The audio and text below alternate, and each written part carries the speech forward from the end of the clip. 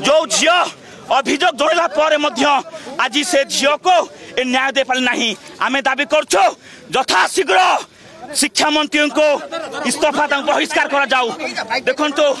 आम कहूँ ये बीजेपी सरकार जो कहते लोक सरकार ये लोक सरकार नहीं ये लोक अत्याचार करमती मताजी गिरफ करमती आज ये एफएम कॉलेज का जो अच्छा लेक्चर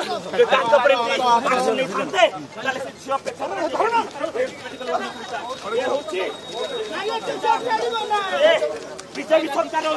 अत्याचार अच्छी ये नारी मान को सुरक्षा दे पारना या लड़ई तीव्रकार हम नवनिर्माण युव छात्र संगठन ये लड़ई सारा ओडिशा रे करिवो।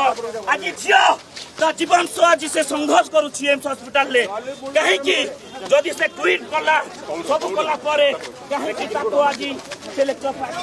सारा ओडिशा रे लड़ई हो ए बीजेपी सरकार अत्याचार नारी मान को सुरक्षा दे पारना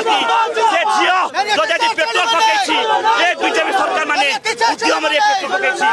ए गुंडाराज करछंती ए गुंडाराज करछंती